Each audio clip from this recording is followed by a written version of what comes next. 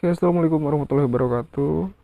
Ketemu lagi di channel kita, Emerald Motovlog, dan ini adalah motor ketiga kita yang akan kita review untuk dijadikan alat ngevlog kita.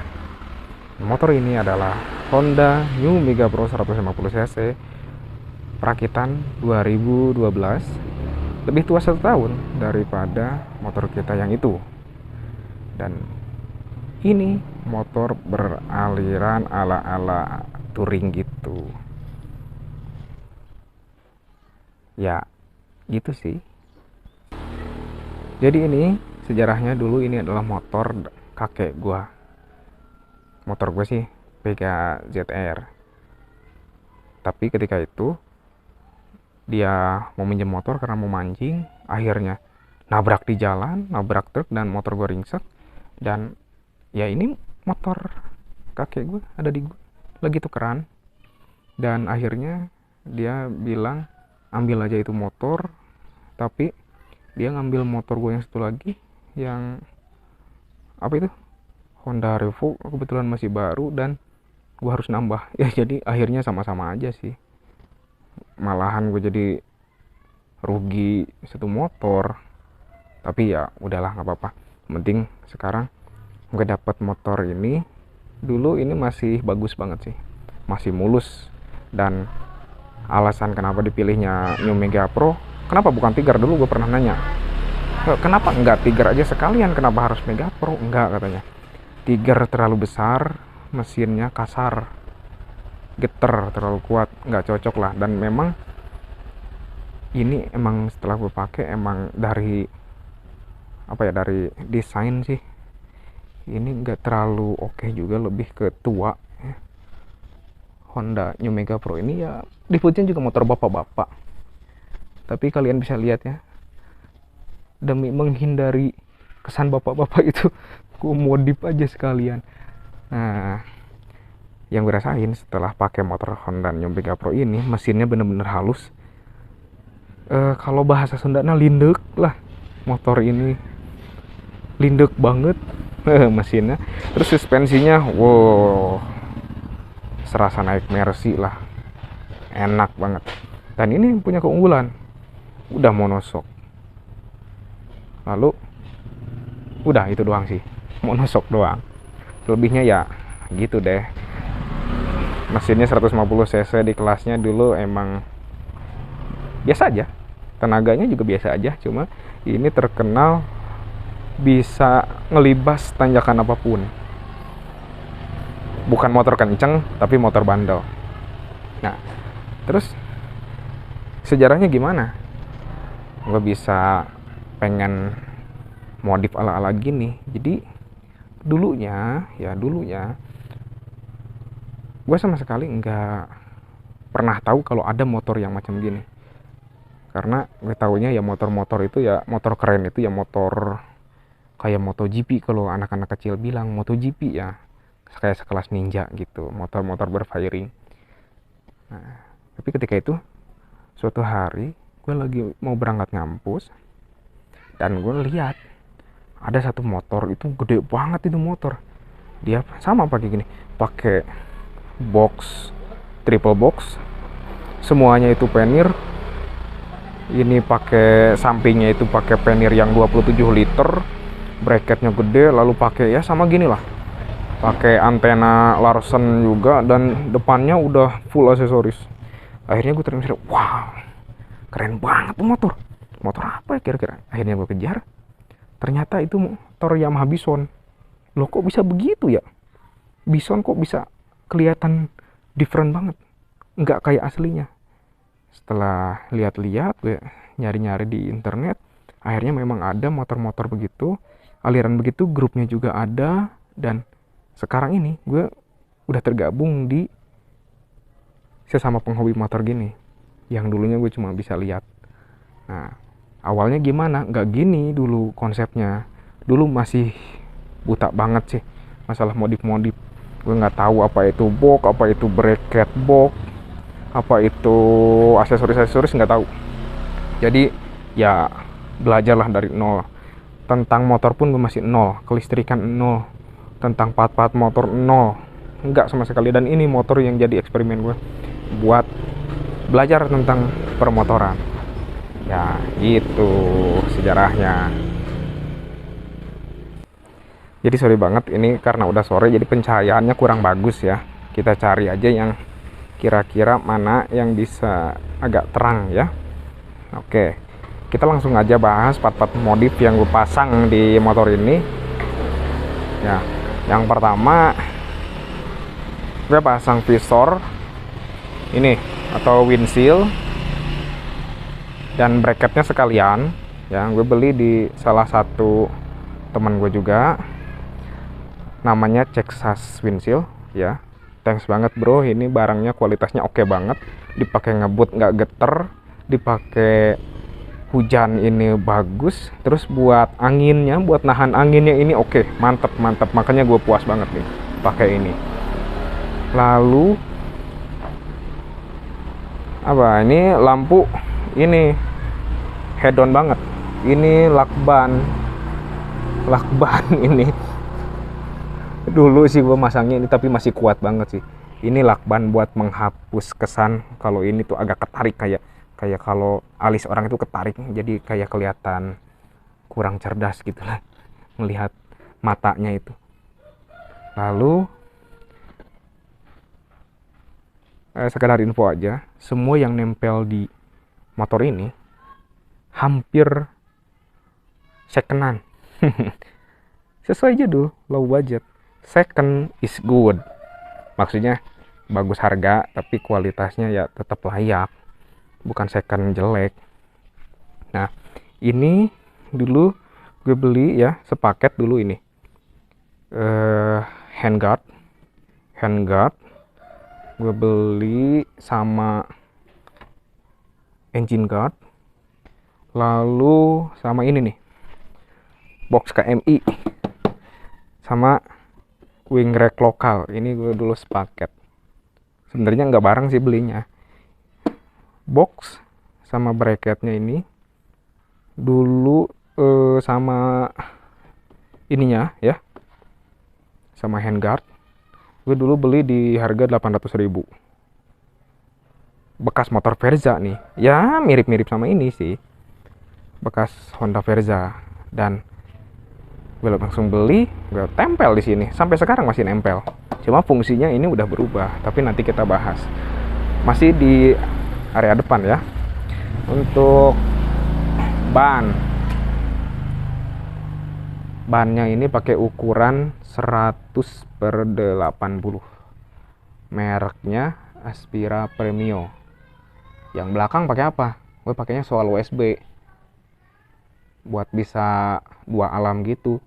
Pengennya sih yang depan dulu beli juga, cuma lagi susah kondisinya, gue jauh dari mana-mana, dan bannya ini udah gundul banget dulu ya, udah kempes terus, sedangkan gue lagi di perjalanan ya. Akhirnya yang ada aja gue pasang. Adanya ini lebih mahal dari Swallow sih, tapi ya oke lah, buat nikung-nikung ini masih oke. Lalu kita lanjut, dua lampu ini baru, gue beli baru, cuma tetap low budget, murah. Harga lampu ini lampu tembak 27 watt, harganya cuma 18.000. Ini lampu CWL disebutnya, Crewalk Light, warna kuning, gue beli di harga berapa ini ya, 45.000 kalau nggak salah, 45 atau 55 lah, low budget banget lah. Ini sama 27 watt, gue beli baru. Dan ini sorry, emang resiko di pinggir jalan agak berisik, tapi nggak masalah, kita kan lagi bahas motor itu identik dengan jalan, dan jalan itu berisik. Ini strobo. Bang, mau jadi polisi nggak kesampaiannya mau pakai strobo ginian? Enggak, serius enggak, bukan gitu. Mungkin cara pandang kita beda ya. Kalau motor-motor konsep gini emang identiknya walaupun nggak semua sih, nggak sepemikiran sama gua. Sama lampu-lampu begini ya, ini lebih ke aksesoris aja sebenarnya.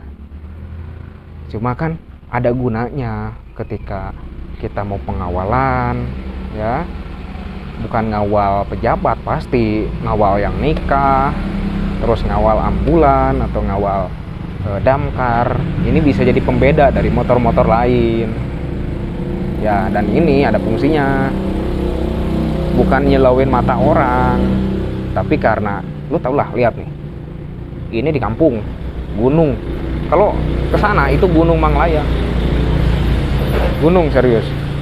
Kalau malam di sini penerangan kurang, jadi pakai ini. Dan gue sering touring ke arah yang gelap. Salah satunya adalah Gunung Gelap di Garut, Pamengpeuk. Itu gelap banget kalau nggak pakai ini. Aduh, ngeri. Dan ini sirine toa. Ini gue beli second dari orang Cicahem. Ini toanya single tone, 6 suara ya. Bagusnya sih ini toa, bukan Arai. Yang gue tahu toa itu bagus produknya. Ini beli di harga 300.000. Udah sama ini. Nih sepaket nih. Modul toanya sama strobo. Dan ini engine guard. Gue beli di harga 200.000 dari orang yang sama, dari yang jual itu box sama bracketnya. Oke, lanjut. Ini tadi gue belum bahas ya, visor dan bracketnya ini berapa ya, lupa gue, takut salah harga. Tapi lu bisa cek aja lah di toko online ya, cari aja Texas Windshield, ada kok di sana harganya. Ini untuk Mega Pro. Dan ini nih apa lagi ini, buat info aja ya, ini untuk kelistrikan. Kita nggak coba sekarang, nanti aja ketika jalan. Ini untuk lampu yang putih, nah yang bawah. Ini buat lampu yang kuning. Ini buat toa sirine. Dan ini buat nyalain lampu hazard. Kalau ke atas lampu hazard doang, kalau ke bawah hazard plus strobo. Lalu di sampingnya ada nih. Nah, ini buat ganti-ganti mode strobo. Strobonya warna putih, tenang aja, bukan warna biru atau merah.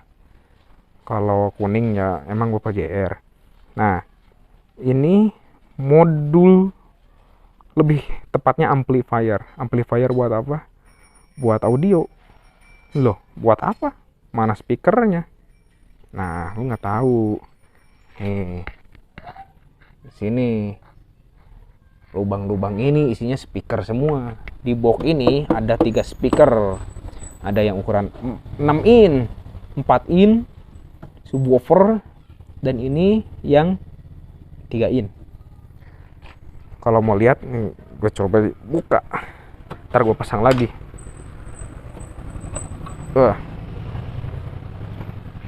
Kita buka ya. Nah, bisa lihat ini isinya. Ini yang ini nih, ini subwoofer 4 in, ini middle 6 in, dan itu untuk yang treble 3 in. Sama sih kanan kiri. Dan masing-masing speaker ada amplinya juga. Kalau ini ampli buat ini nih, Twitternya sengaja gue beli di depan. Gue beli di depan lagi. Gue pasang di depan supaya seimbang lah. Suara dari belakang sama depan itu tetap kedengeran. Yang belakang bisa denger, yang depan gue juga bisa denger. Dan ini ampli utamanya. Ini yang nyambungin ke sini. Ada pengaturan yang kuning subwoofer, biru ini bass, ini treble, dan ini volume. Ini bisa MP3, Bluetoothnya udah Bluetooth versi yang terbaru, jadi tajam lah. Dan ini bisa karaoke juga kita. Ya, ini buat mic dynamic. Ini charger, ada 2 slot, tapi yang satu mati, entah karena kotor. Dan ini juga holder HP. Ini ada chargernya juga. Bisa dilihat ya. Tuh. Di sini sorry guys. Di sini emang jalur trail. Jadi emang agak berisik kalau hari-hari Minggu gini. Ini harganya berapa? Ini harganya 200.000. Ini harga 100.000. Ini untuk kelistrikan ini, dan gue pasang ngerapih-rapih semuanya kira-kira habis 500.000. Ekonomis. Ini harganya berapa ya? Ini sebenarnya copotan TV loh ini. Speaker dari TV Polytron, standing speaker namanya ya. Kalau kalian pernah lihat sih TV-TV tabung zaman dulu yang udah flat, udah layar datar, ini pakai yang beginian Polytronnya. Ini harganya berapa ya? Lupa gue. 35 kalau nggak salah, 35.000 satunya. Ini 35.000 juga. Terus ini gue dulu beli, ini paling dulu banget gue beli 100.000. Ini apa? Ini sama kayak ini, amplifier, cuma dual channel. Dual channel itu ya dual output, tapi ini nggak bisa pakai MP3, jadi harus nyambung langsung gitu ke kabel apa ya, pakai kabel aux ke HP. Sedangkan gue pengennya kan bisa Bluetooth, bisa segalanya di sini, jadi nggak ngandelin HP mulu. Bisa pakai USB, ini pakai flash disk, bisa pakai kartu memori, bisa radio FM, terus ada equalizernya juga kan enak. Kalau ini nggak flat banget, tapi ini masih dipakai dan ini masih jalan. Cuma ya karena ini buat seimbangin, ya ini gue tempel aja di sini, lumayan lah menu-menuhin. Dan ini untuk pengaturan toanya, untuk pengaturan suara toanya. Toanya ini single tone tapi udah gue jumper. Nah, jadi ada 2 tombol buat di sini satu lagi. Nah, di jumper jadi bisa pakai 2 suara. Tapi masalahnya nggak bisa 2 suara bersamaan. Kalau mau ganti itu ya harus ganti modul pakai yang double tone. Ini pecah. Dulu jatuh, ini motor jatuh bego sebenarnya. Distandarin sama adik gue, dan distandarin itu ke tanah, dan posisi hujan jatuh ya karena tembokan, akhirnya pecah. Dan ini juga sama nih, penyok. Untungnya nggak sobek sih. Motor ini udah berapa kali jatuh ya gue, tapi untuk build quality emang super banget. Nggak nyesel gue pakai Honda, bagus. Mesinnya sendiri ini bandel, nggak pernah gue ganti apapun kecuali kampas kopling sekali. Ya wajar lah, berapa tahun kampas kopling doang sih, sama seal karet udah. Terus gear set sekali karena dulu udah tajam, lupa nggak dioliin dan dipakai pergi jauh. Ini fungsinya apa? Ini disebut reflektor buat suara. Nggak tahu deh ada teorinya apa enggak, cuma gue sih ya cobain aja dan emang bener sih. Jadi ketika musiknya itu nyala, suaranya itu nggak kabur ke pinggir, tapi ya ke sini, ke tengah. Enak dengarnya, stereo. Ini dibunyiinnya kapan? Ya bebas, lu maunya kapan. Mau sambil diam oke, sambil jalan oke. Bebas lah. Terserah lu, suka-suka aja. Tapi ya jangan dipakai tiap waktu, nanti sangka mau ngapain. Nah, ini box SAD SH48. Ini gue beli dari orang Tasik. Sebenarnya perbatasan Tasik Ciamis. Gue beli di harga 1 juta pas. Second pasarannya itu masih 1,5, gue beli 1 juta. Harga barunya berapa? Ya 2 lebih lah. Ya untung. Makanya itu tadi, low budget bagus. Selain pas di harga ya masih bagus barangnya. Terus ini logo Combo Bandung, gue masuk ke situ ya tahun 2015 atau 16 sih, lupa gua.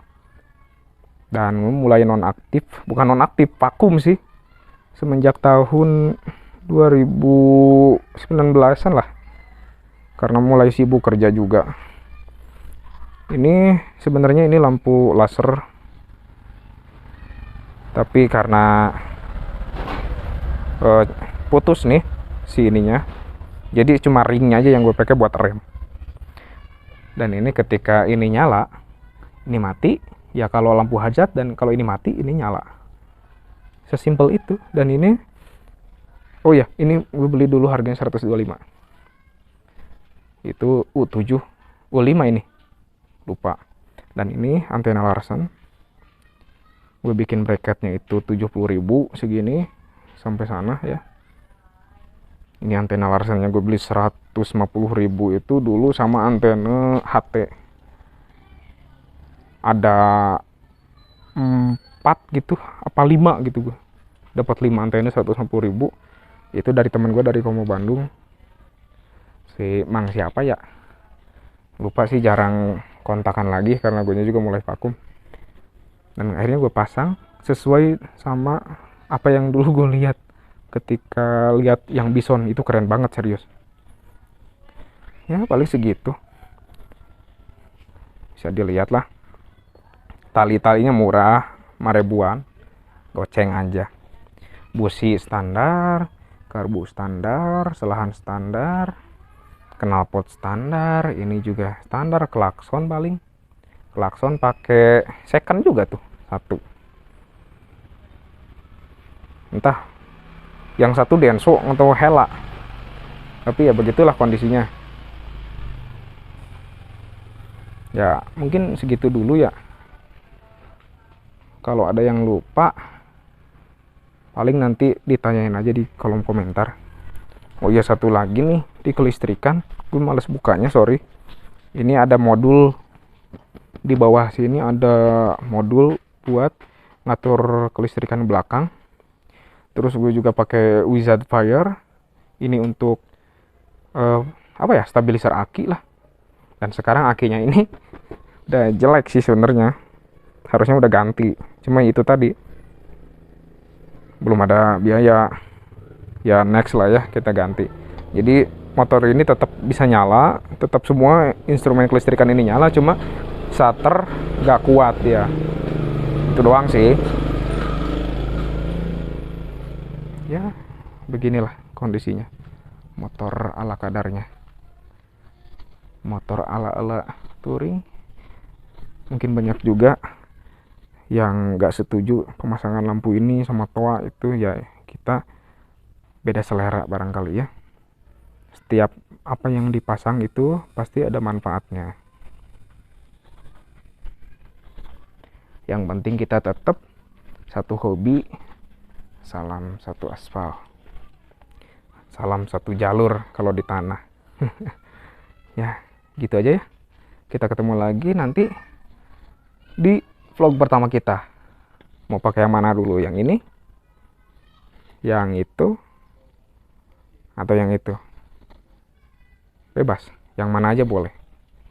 Oke, see you next time. Wassalamualaikum, thanks for watching. Watching. Makasih udah nonton. Gitu aja lah biar nggak salah paham. Oke, bye.